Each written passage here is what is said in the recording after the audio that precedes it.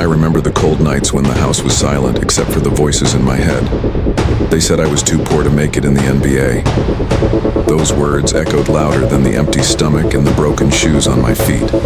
I walked past cracked walls and faces that looked at me like I was already defeated. No father, no future, just a dream that felt too heavy for a kid like me. But one day everything shifted, and that's when the world finally realized the big day had come. I was never supposed to be here. Not in the spotlight, not on the hardwood floors of the NBA, not with millions chanting my name. I was just a poor kid from Akron, a boy without a father, raised by a mother who carried the weight of the world on her shoulders. People looked at me and only saw limits, poverty, failure, another statistic lost to the streets. But here's the truth. The very things they said would break me became the fuel that built me. Every empty night, every whisper that I was nothing, every pair of eyes waiting for me to fail, those became bricks in the foundation of the man I am today. This story isn't just about basketball. It's about life. It's about being told you're not enough, being judged before you even start, and learning how to rise anyway. It's about turning pain into power, doubt into fire, and silence into a roar that can shake the world. Because the world will doubt you. They'll say you're too poor, too small, too weak, too broken, and maybe you'll start to believe them. But here's what I learned. Greatness doesn't start with applause.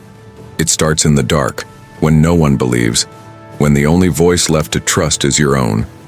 In this video, you'll walk with me through the streets that tried to bury me, through the nights that almost broke me, and into the arenas that made me a king. You'll see the pain, the betrayal, the hate, and the day when everything changed. So don't just watch. Be part of this journey. Hit subscribe so you never miss the stories that prove doubt wrong. Tap that like button if you've ever been told you couldn't make it. And in the comments, tell me where you're watching from, your country, your city. Because this story isn't just mine. It belongs to anyone who's ever been underestimated. Because they said I was too poor to make it in the NBA. But today, you'll see what happened when the big day came. The streets of Akron weren't just where I lived. They were where I was tested, broken, and rebuilt. Every corner told a story of struggle. I remember cracked sidewalks lined with broken bottles, echoes of arguments from houses where hope had long since disappeared. For me, the streets weren't background noise, they were teachers. Harsh teachers. Ones that whispered lessons about survival, pain, and how fast dreams can die if you let them. I was a kid without a father, and in neighborhoods like mine that meant one thing. You were vulnerable. Vulnerable to gangs, to violence, to becoming another forgotten name. People looked at me as if I was already marked, already destined to fail. They saw a boy with nothing, skinny, poor, walking in worn-out sneakers that barely held together. And they laughed. They didn't laugh out of humor.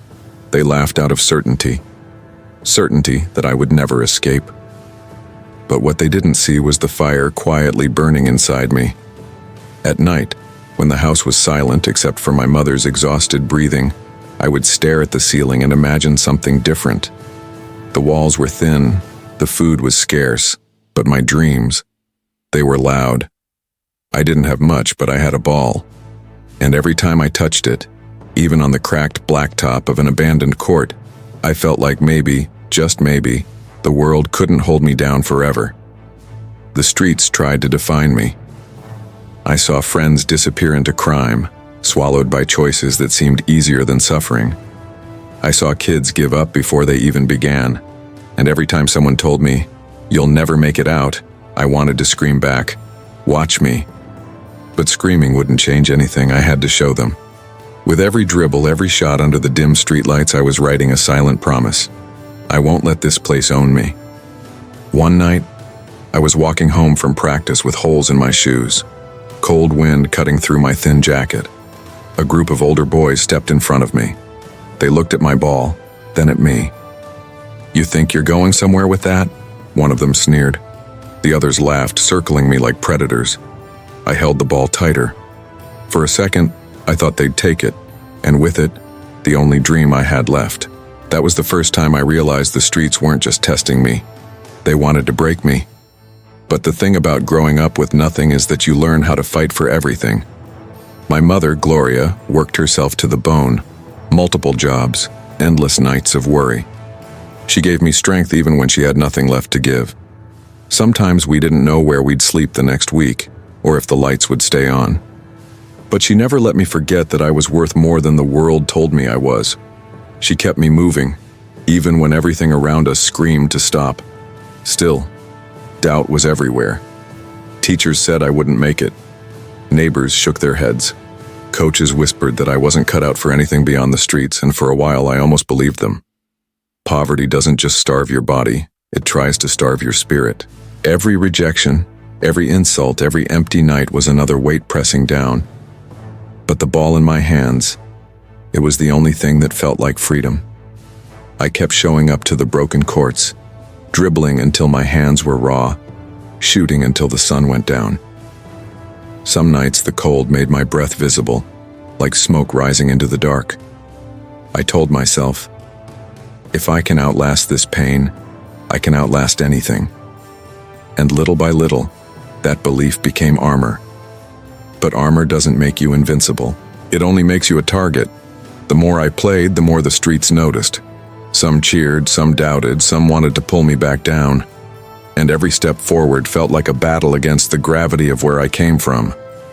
What I didn't know then was that the streets weren't just shaping my game, they were shaping my destiny. The first time I held a basketball, it wasn't new, shiny, or perfect. It was scuffed, torn, and half deflated. But in my hands, it felt like magic.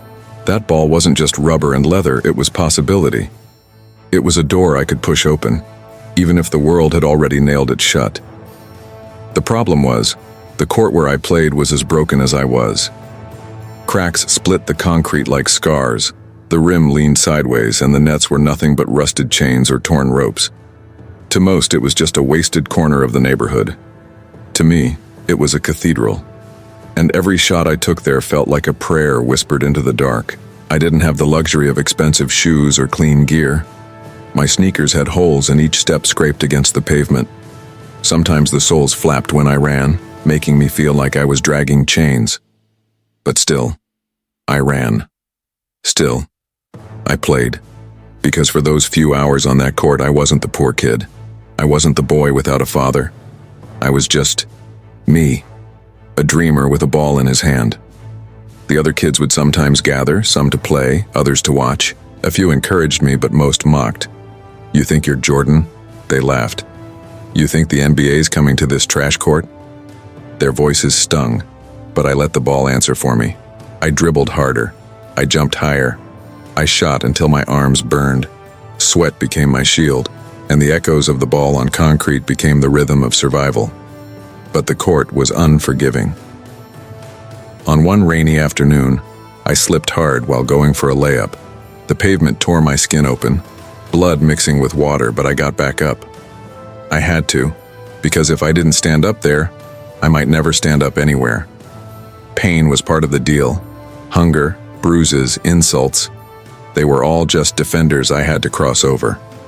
Still, deep down, I wondered, how long could a broken court carry a dream this heavy?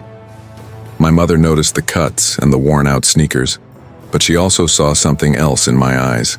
Determination. She didn't stop me from playing, she encouraged it. If that ball keeps you off the streets, then play until the sun goes down, she'd say. And I did. Every single day. The ball became my compass, the court my sanctuary, the dream my lifeline. Some nights, I stayed out until the streetlights flickered on. The court, once filled with laughter and noise, grew silent. Alone, under the dim yellow glow, I would shoot again and again, chasing perfection. I'd imagine the crowd, the roar, the cameras. I'd imagine escaping Akron, escaping doubt, escaping the shadow of being too poor. But when the ball bounced against the cracked pavement, the illusion faded, and I was back to reality. One evening, as I practiced free throws, an older man stopped and watched me. I didn't know him, but his eyes followed every move. After a while, he said, "Kid, you've got something." Those words stuck with me. Not because they promised success, but because they gave me permission to believe. For once, someone saw more than a poor boy with busted shoes. They saw a player. But belief alone wasn't enough. The more I played, the more I realized my world was shrinking. The court wasn't just broken. It was a cage. Its cracks mirrored my life. Its rusted rim echoed my obstacles. And no matter how many shots I made, the question haunted me. Would anyone ever notice? Would this small corner of Akron ever lead to anything bigger? I didn't know it then, but every bounce on that broken court was preparing me for the moment the world could no longer ignore me. When you grow up poor, the world doesn't expect much from you. But in my case, it was worse. The world expected me to fail. Teachers looked at me like I was already a lost cause. Classmates mocked me for the clothes I wore, for the fact that I couldn't afford lunch some days, for the silence I carried when they asked about my father. Every laugh, every whisper was a reminder that society had already written my ending. The weight of those expectations wasn't like carrying books in a backpack, it was like dragging chains. People told me I wouldn't make it past high school. They said the streets would swallow me whole, that I'd never become more than another forgotten name in Akron. And sometimes in the darkest moments, I almost believed them. But every time I touched a basketball, I felt the chains loosen just a little. School wasn't a place of comfort for me. I struggled with grades, moving from one school to another, never really feeling like I belonged. Each move was another reminder that stability was something other kids had, but I didn't. I'd sit in class hearing teachers talk about futures, college, careers, dreams, and I wondered if I was even allowed to have one. The expectations weren't just low, they were non-existent.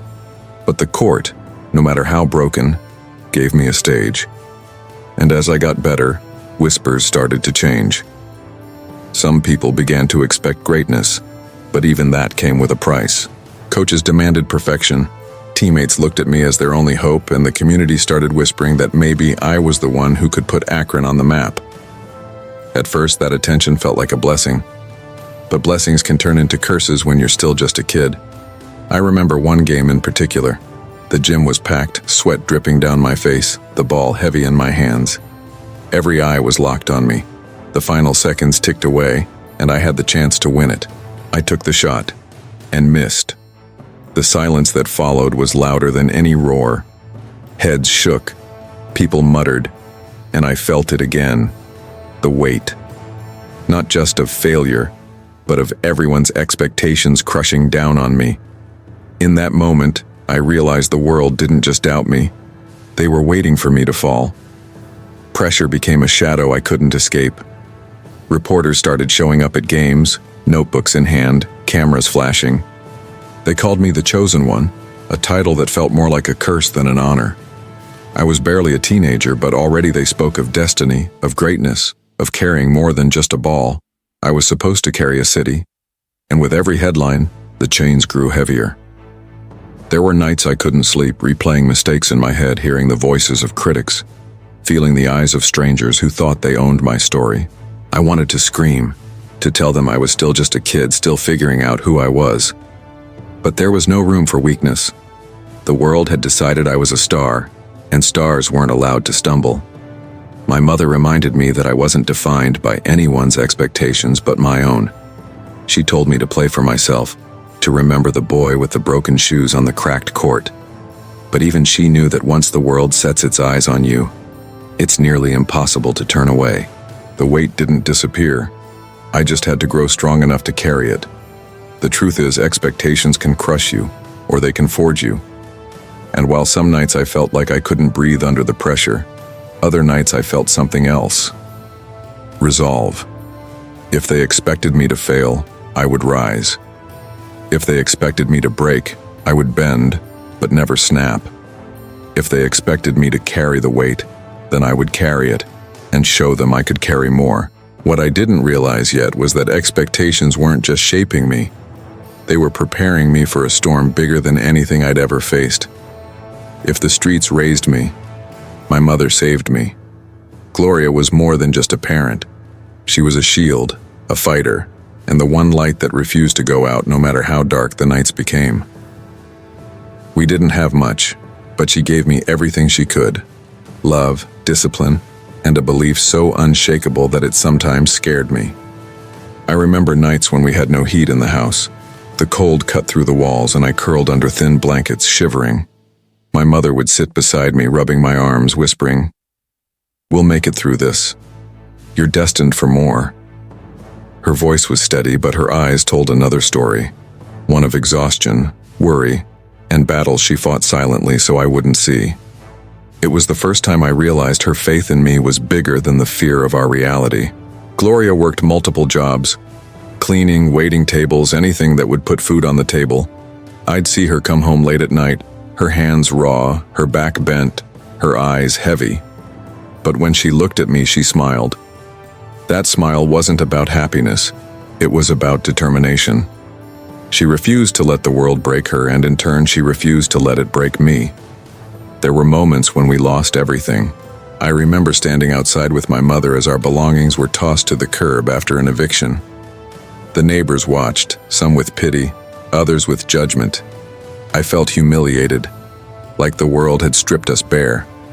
But Gloria didn't cry, not in front of me. She looked at me, put her hand on my shoulder and said, "This is temporary.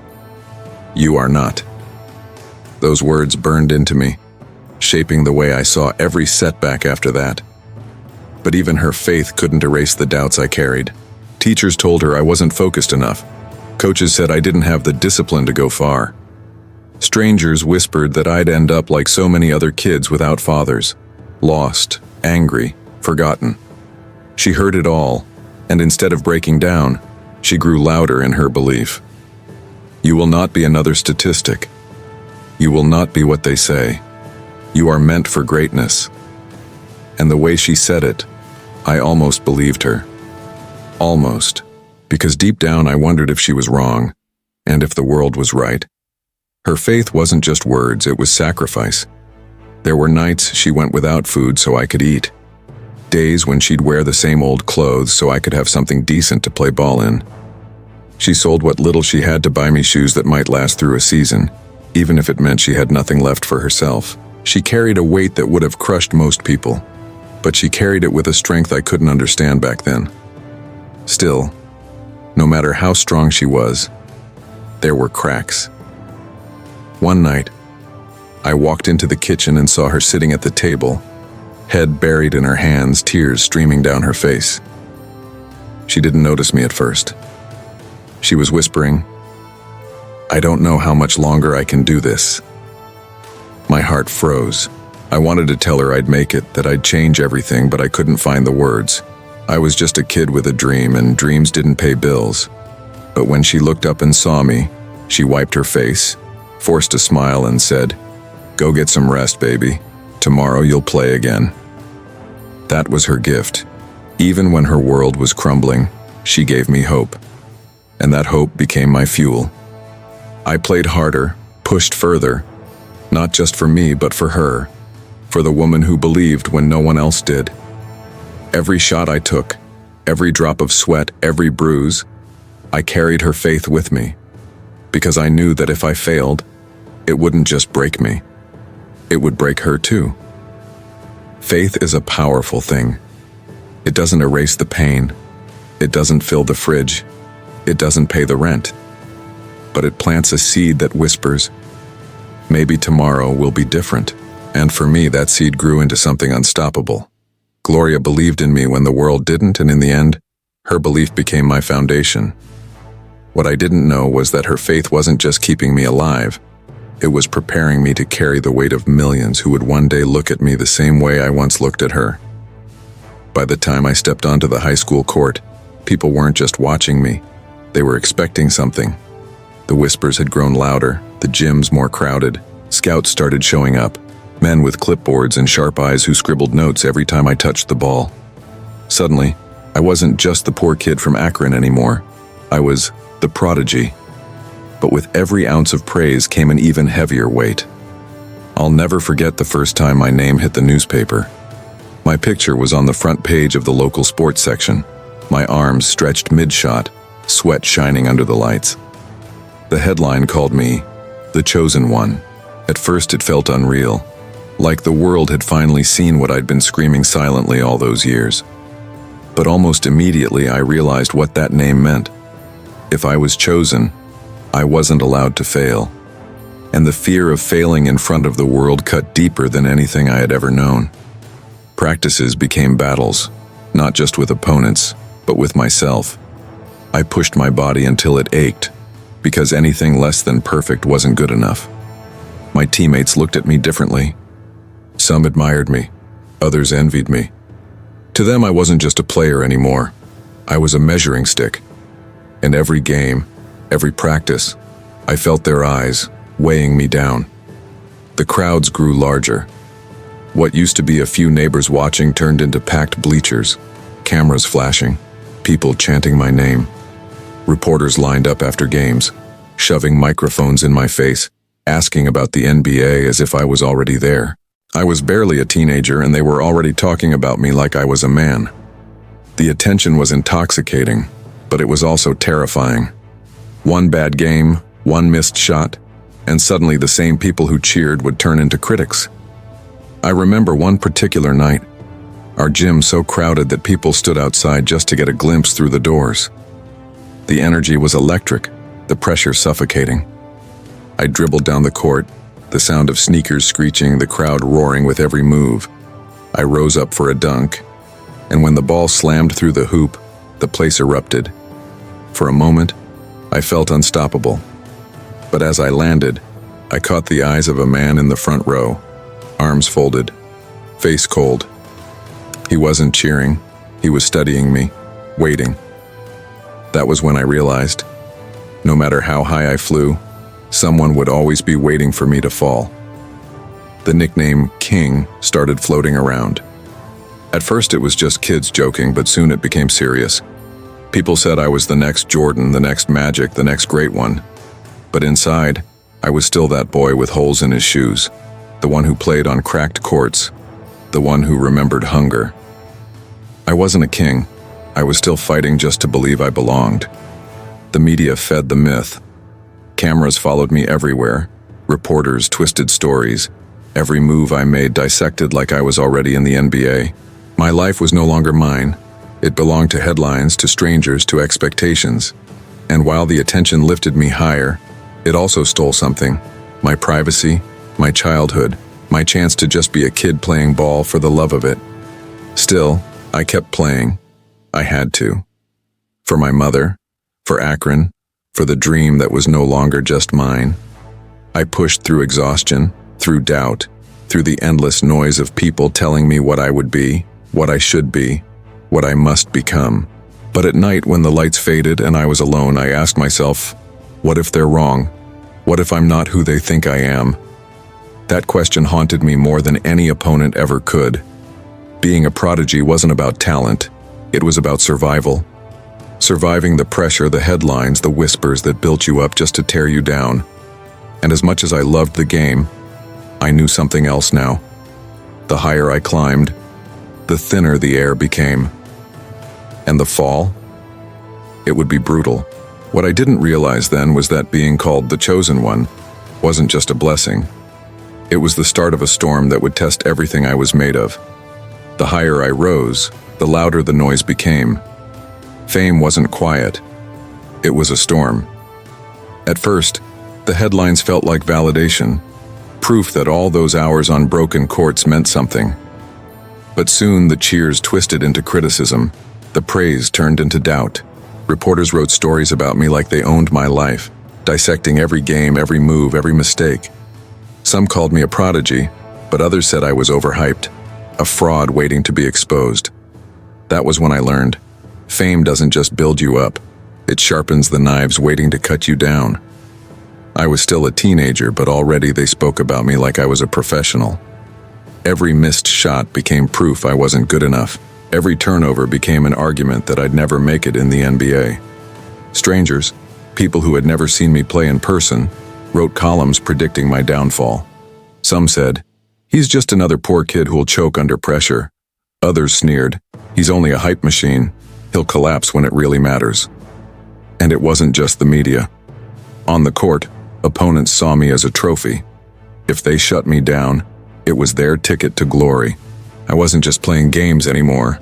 I was defending my name every single time I stepped onto the floor. I remember one brutal night when a rival player clamped me so tight I could barely breathe. Every missed shot fed the crowd's laughter. Every stumble fueled their chants. By the time the game ended, I felt stripped bare. It wasn't just a loss. It was humiliation. And when I opened the paper the next morning, the headline read, "Maybe he's not who we thought." Those words burned. I carried them into practices, into sleepless nights, into every shot I took. They doubted me, laughed at me, tore me down. But I refused to give them the satisfaction of seeing me break. Still, no matter how strong I acted on the outside, inside I was crumbling. I wondered if they were right. Maybe I was just hype. Maybe I wasn't enough. And in those moments of doubt, I realized that the biggest battle I'd ever fight wasn't against opponents. It was against myself. The headlines kept coming. Some praised me, others mocked me. One day I was a hero. The next I was a fraud. The inconsistency tore at me, like living in two different worlds. Fans chanted my name, but haters filled the air with boos. People I'd never met wrote about my life as if they knew me. They didn't see the boy who carried his mother's faith, who fought through hunger and eviction. They only saw the story they wanted to tell, the rise or the fall. But pressure does strange things. It can crush you, or it can forge you into something unbreakable. For me, it became fuel. I started using the doubt as fire. Every insult became a challenge. Every cruel headline became motivation. If they wanted me to fail, I would give them the opposite. I would rise so high that even their words couldn't touch me. Still, the hate wasn't easy to ignore. There were days when I wanted to disappear, to escape the noise, to just be a kid again. But I knew there was no going back. Once you taste fame, even if it's bitter, you can't return to anonymity. You can only move forward carrying the weight of every word, every doubt, every eye fixed on you. And so I kept playing, kept grinding, kept proving. Not for the reporters, not for the fans, but for the boy who once played on cracked courts with nothing but a dream. For my mother, who sacrificed everything. For Akron, which needed a reason to believe. The haters could write their headlines, scream their doubts, fill the air with poison. But I had already decided I would not be defined by their words. What I didn't realize yet was that the louder the hate became, the closer I was to the night that would change everything. The night of the draft wasn't just another game, it was Judgment Day. Years of sweat, pain, sacrifice, and whispers had led me here.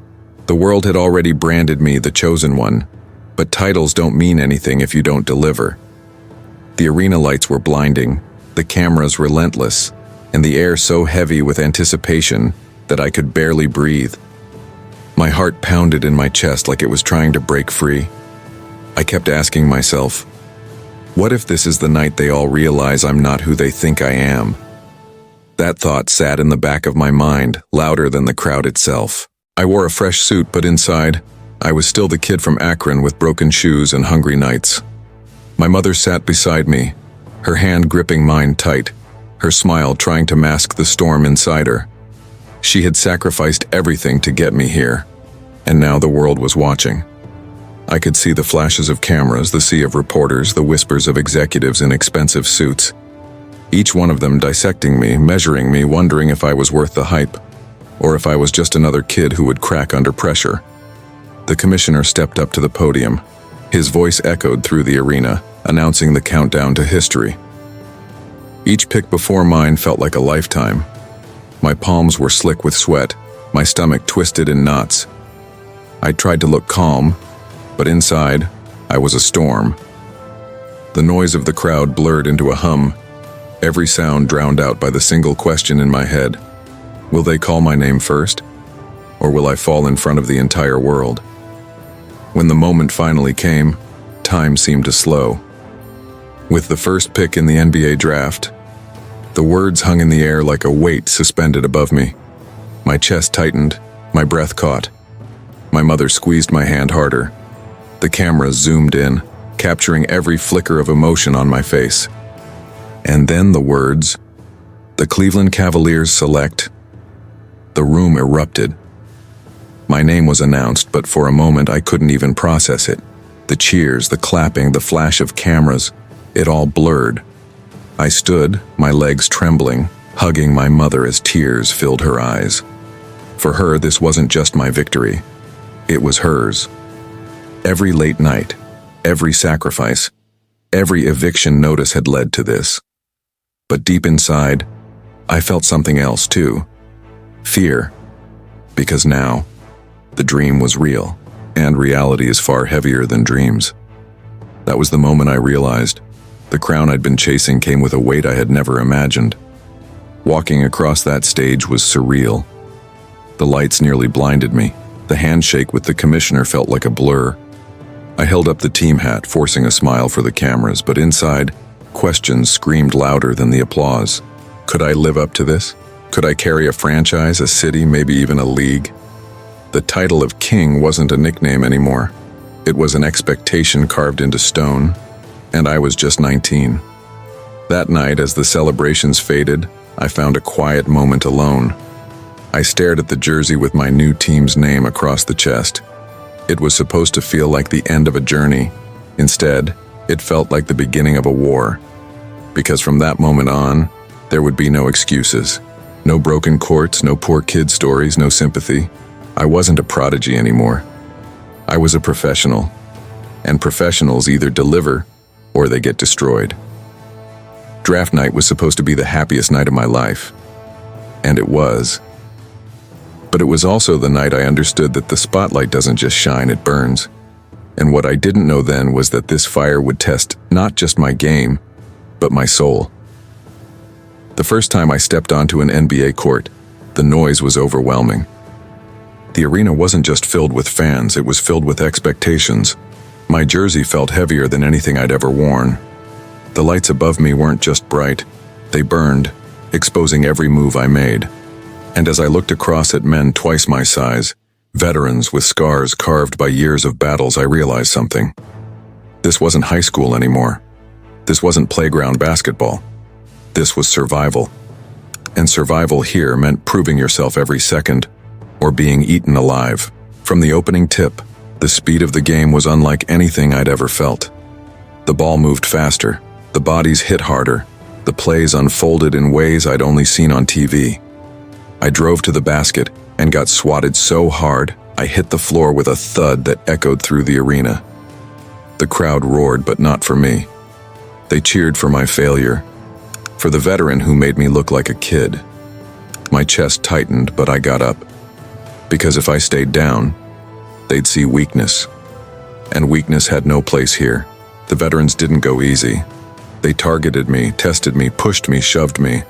Some whispered in my ear, "You don't belong here, rookie." Others laughed in my face after blocking my shot or stripping the ball from my hands. Every insult, every bruise, every reminder that I was just a boy in a man's league cut deep. The papers the next morning weren't kind either. Overhyped. Not ready. Maybe he's not the king after all. I tried to drown it out by working harder. Practices turned into wars against myself.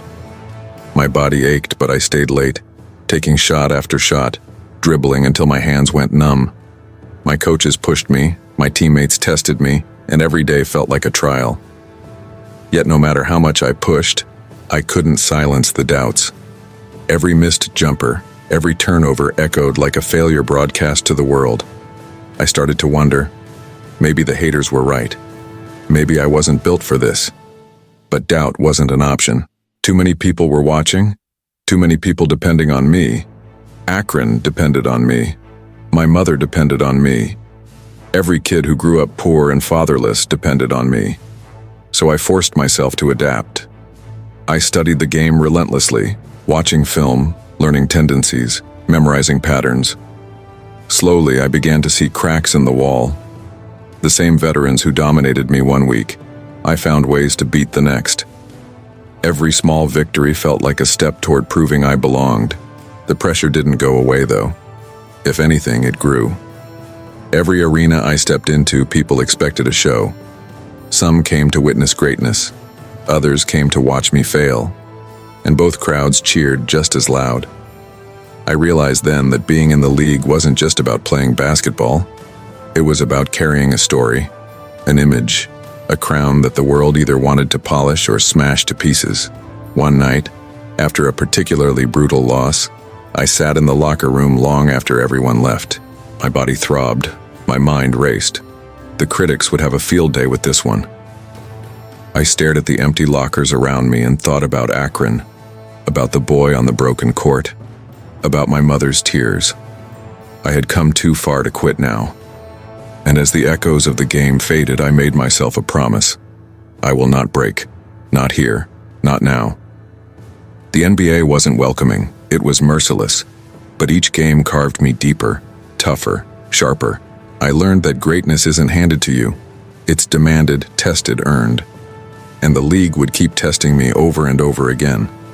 What I didn't know then was that the battles ahead weren't just about basketball.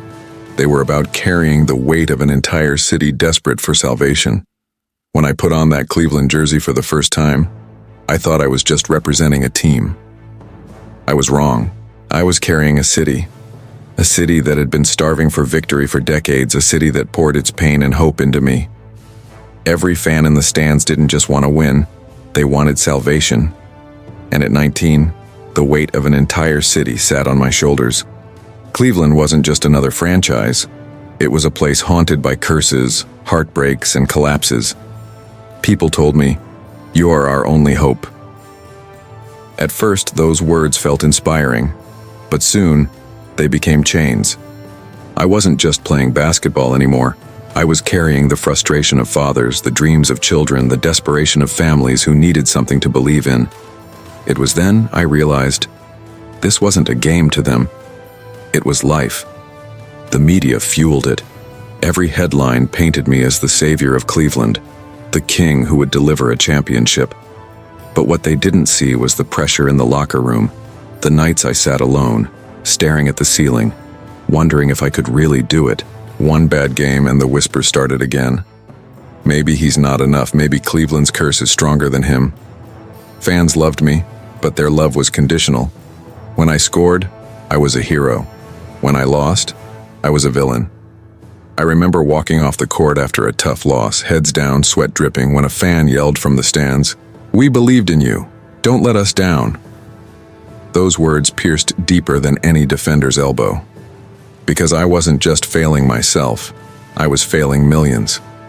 The city's pain became my own. Every game felt like a war, every shot like a judgment. My teammates looked at me as their leader, the one who had to carry them when everything fell apart. And often it did.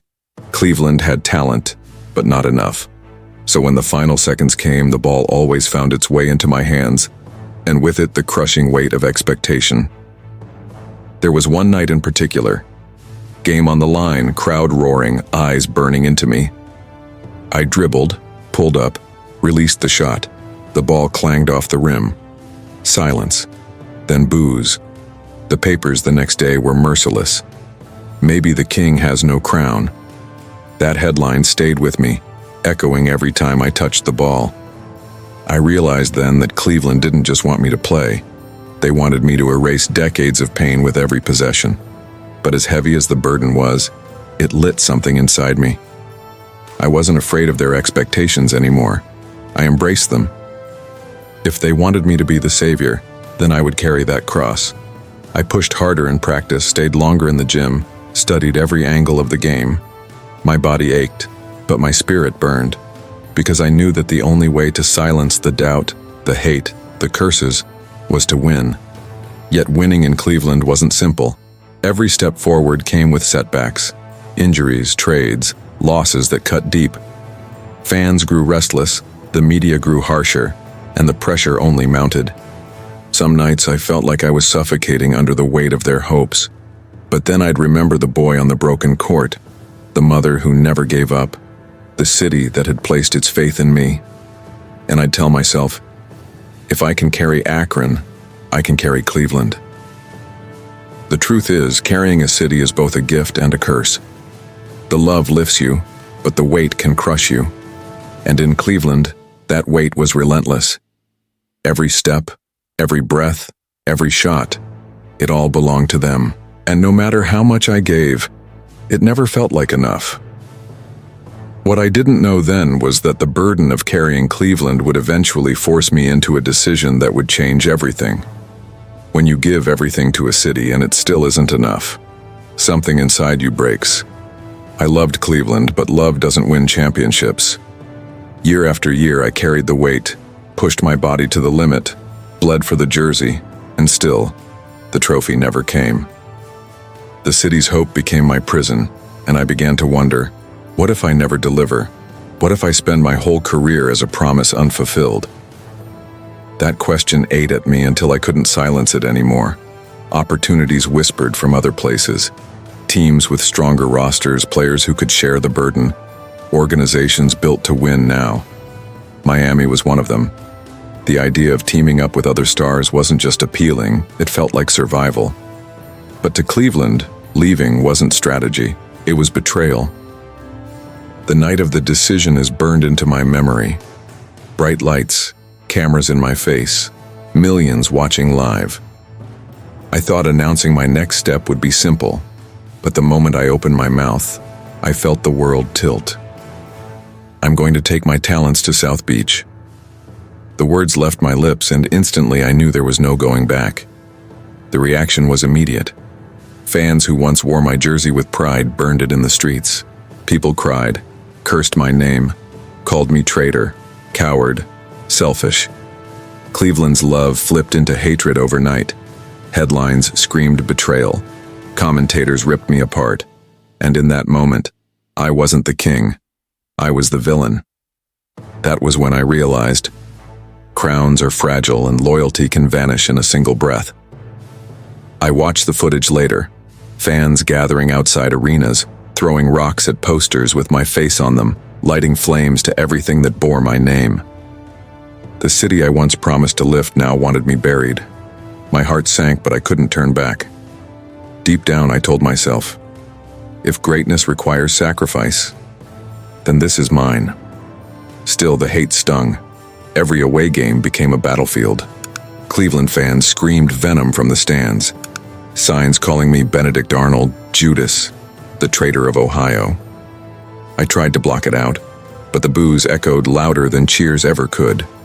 And though I stood tall, inside, I carried guilt. Because while I wanted to win, I never wanted to destroy the hearts of those who had once believed in me. Miami welcomed me, but even there the expectations were monstrous.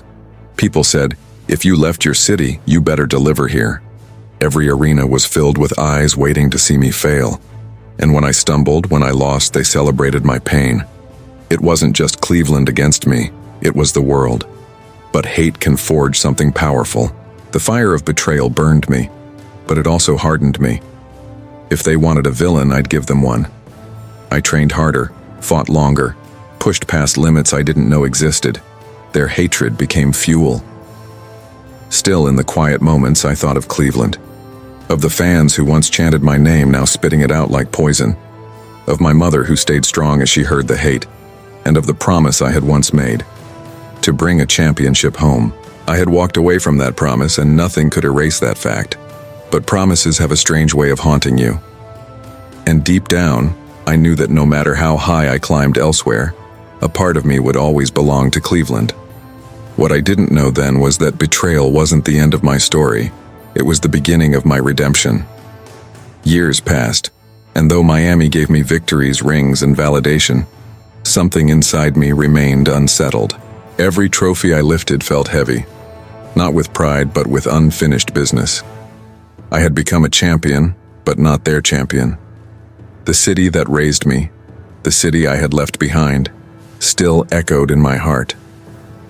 And no matter how far I went, the whispers followed. He betrayed his home. He'll never go back. But deep down I knew I had to return, no matter the cost.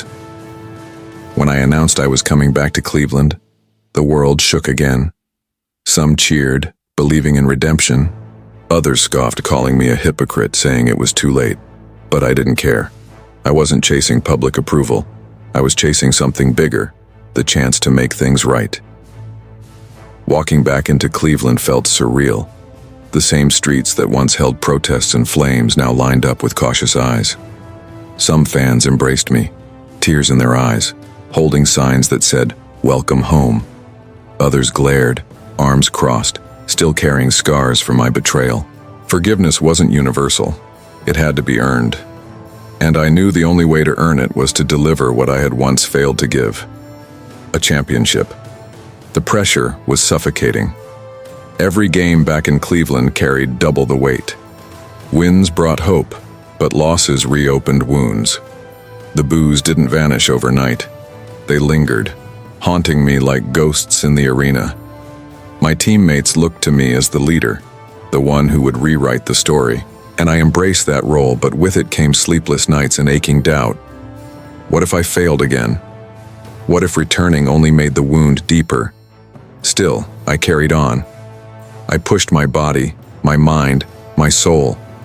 Practices became wars, games became crusades, and slowly the city began to shift. The boos softened. The cheers grew louder. Kids wore my jersey again. Families smiled when they spoke my name. The city didn't forget the betrayal, but they started to believe in the possibility of redemption. I'll never forget the first time the crowd erupted for me after my return.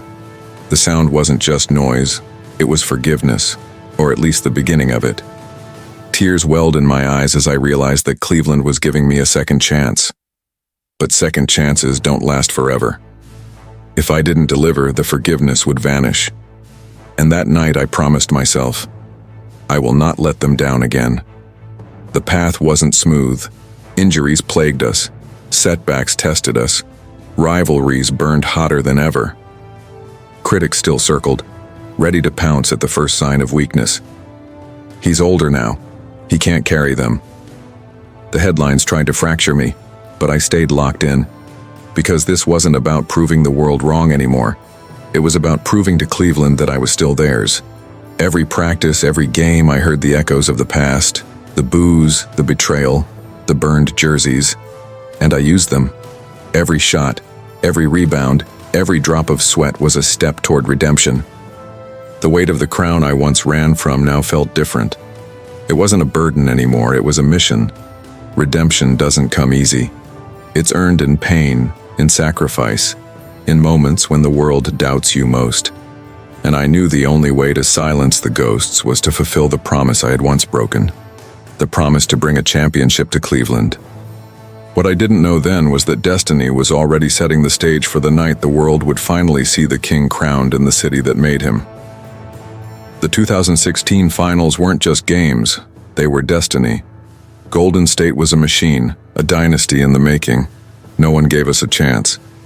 Down 3-1, the world laughed. Headlines declared us finished.